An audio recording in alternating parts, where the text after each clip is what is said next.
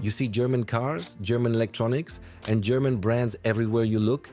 But did you know that Poland has become so fundamentally integrated with its Western neighbor that it is now the anchor of German industrial resilience? This isn't just about cheap factory labor anymore. This is about survival. For the first time in well over a decade, Germany is exporting more goods to Poland than it is to China. Let that sink in. Your market, your country, is now more important to the heart of the European economy than the vast Chinese consumer base. And this massive strategic shift is why German companies are investing billions, not just in factories, but in high-tech research, electric vehicle components, and the future of digitalization. So, why is this happening? Why is the largest economy in Europe suddenly so dependent on its neighbor? It comes down to a powerful combination of push factors forcing German companies out and irresistible pull factors drawing them into Poland. Think of the German pain first. Their domestic labor costs are crushing, sitting at more than 2.5 times higher than they are in Poland. In a highly competitive global market, that cost gap, where an hour of labor costs 43 euros and 40 cents in Germany compared to 17 euros and 30 cents here, simply cannot be ignored. But the real accelerant was the energy crisis following the 2022 invasion of Ukraine. Germany was heavily reliant on cheap Russian gas, and when that supply stopped, industrial energy prices exploded. Suddenly, every German factory, especially the massive metalworks and chemical plants that form the foundation of their industry, faced crippling operational costs. Poland, on the other hand, offered an environment for industrial electricity that was and remains significantly lower in cost. For a German manufacturer facing a choice between shutting down or relocating, moving production just across the border to a more energy-stable environment became a vital risk mitigation strategy. They are literally de-risking their operations and externalizing their energy vulnerability, and they are doing it on Polish soil. Now let's talk about the pull factors, the Polish advantage that makes this investment worthwhile. And this is where things get really interesting. For years, the story was low-cost labor, but that is changing fast. In 2024, Poland experienced a 19% jump in labor costs, the fastest rate of increase in the entire European Union. This should alarm investors, but the smart ones are not running away. Instead, they are pivoting.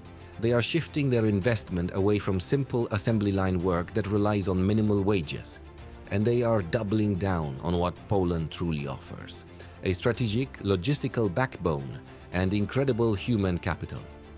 If you appreciate us digging into these complicated cross-border dynamics, please hit the like button and subscribe.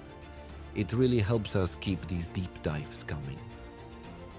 When we talk about infrastructure, we're not just talking about old roads.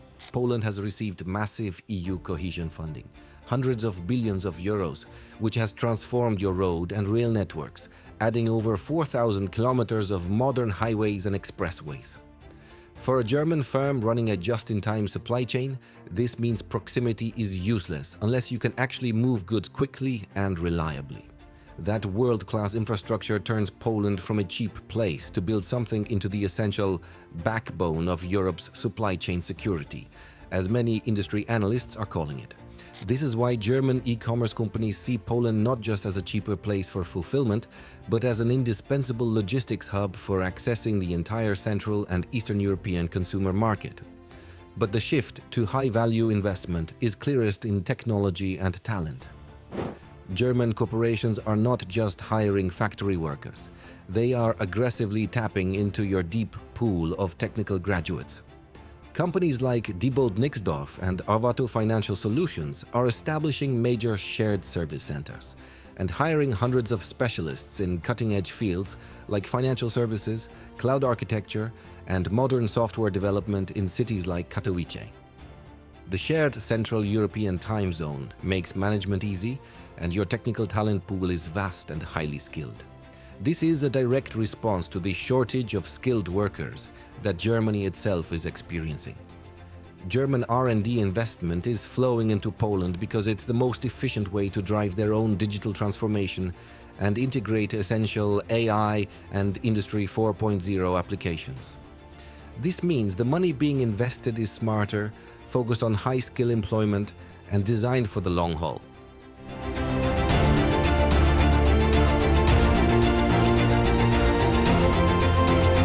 The single biggest strategic case study for this long-term commitment is happening right now in the transition to electric vehicles. Poland is becoming a critical component supplier for this new reality. Look at the Ionway joint venture, backed by Volkswagen's battery company and Umicore, which is establishing a massive production site in Nysa, in southwestern Poland. They aren't building cars, they are building cathode active material, or CAM, which is the most valuable and crucial component of an EV battery. This investment, supported by the Polish government, is not about saving a few zlotys on labor. It's about securing Volkswagen's entire European EV supply chain and decoupling from the geopolitical risks of sourcing these critical materials from faraway regions.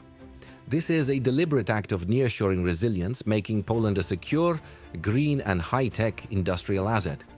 However, it is crucial to remain clear-eyed about the challenges. While Poland is overwhelmingly the preferred investment target in Central and Eastern Europe, with over half of German companies choosing it over rivals, investors still cite significant concerns. The most frequently mentioned risk, cited by over two-thirds of German firms, is the geopolitical situation and instability related to the conflict in Ukraine. Concerns about corruption and bureaucratic complexity also remain significant. In fact, due to the severe crisis in German industry and global geopolitical malaise, new foreign direct investment commitments in Poland dropped by nearly 50% in 2024. This shows that while existing operations are profitable and thriving, with Polish-German trade hitting record highs, German industrial pessimism at home is causing a pause in new, massive, long-term capital deployments. Let me know in the comments, what Polish city do you think will become the next major German R&D or logistics hub? Where should this high-value investment land next? Ultimately, this is the story of two deeply intertwined economies navigating a chaotic world. Germany is investing heavily in Poland because it is a necessity driven by economic survival, not just an opportunistic choice. Poland has transformed itself into a strategic partner, offering a potent combination of competitive costs, world-class logistics, technical talent, and deep integration into EU supply chains. The relationship has moved beyond simple outsourcing to genuine strategic alignment, cementing Poland's role as the indispensable Eastern anchor for securing the future of the German, and, by extension, the European, industrial base.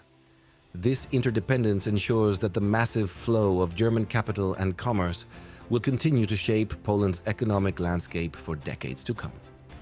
Don't forget to check the links in the description for a deeper dive into the data we use for this report. Thank you for watching, and we'll see you in the next one.